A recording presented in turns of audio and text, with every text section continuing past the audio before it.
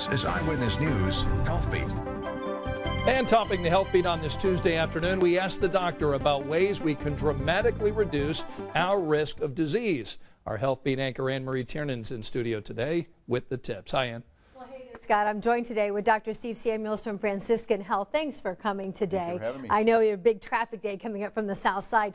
And we're going to start today with heart disease and the findings of this landmark West of Scotland study. Tell us, what did it find? West of Scotland was one of the original cholesterol studies that showed that we could reduce events, heart attacks and strokes. And it was done over 25 years ago. But now we have a 20-year follow-up study that shows if you complied, if you stayed on your medicine for at least 5 years, you maintained that benefit in the original study. So extremely important. Persistent reduction in cardiovascular disease for 5 years. So even if you didn't take it the whole 20 years, if you were compliant for a good period of time, there was a benefit. Absolutely. The longer you complied, the better you did. But even 5 years still bestowed a 30% reduction in cardiovascular mortality. Yeah, when we're talking about statins, this would be the medication that your doctor prescribes you because you have high cholesterol or high LDL cholesterol. Absolutely. And tell us, what are some of the reasons that people are not compliant, that they don't take their statins the way prescribed? Yeah, doctors strongly recommend statin therapy for heart disease now, and yet patients frequently don't comply because they get on the internet and they read all the bad things that are out there on the internet, many of which are not true.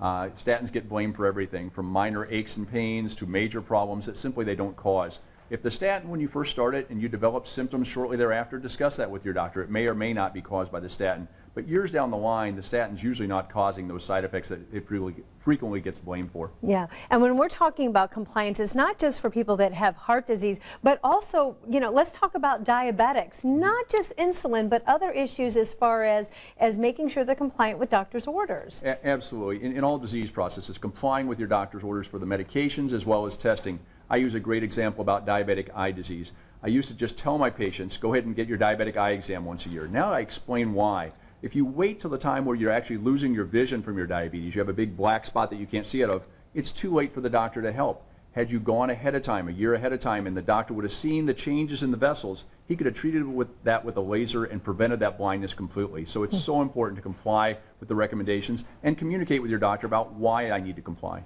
And let's talk a little bit about compliance being a really hot issue with the new Affordable Care Act. With the Affordable Care Act and with multiple insurers now, doctors are graded on how well their patients comply. And so if you repeatedly don't comply, we've seen pockets in the country where doctors are simply saying, I'm not going to continue to see you because I'm being downgraded. I'm going to be reimbursed less. I'm not going to be paid at all if you don't follow my recommendations. So that's probably coming to our area in the near future. All right. Well, there's a lot of things that you can do to improve your compliance. Make sure you have a conversation with your pharmacist. See if the pharmacist can send you reminders if you're not refilling your prescriptions. Also, the smartphone, a great thing to use. Just set that timer that when that goes off at the same point every time of day, that's when you're to take your medication. That's the Health Beat today. Thank you, Dr. Samuels. Thank you. Back to you, Scott.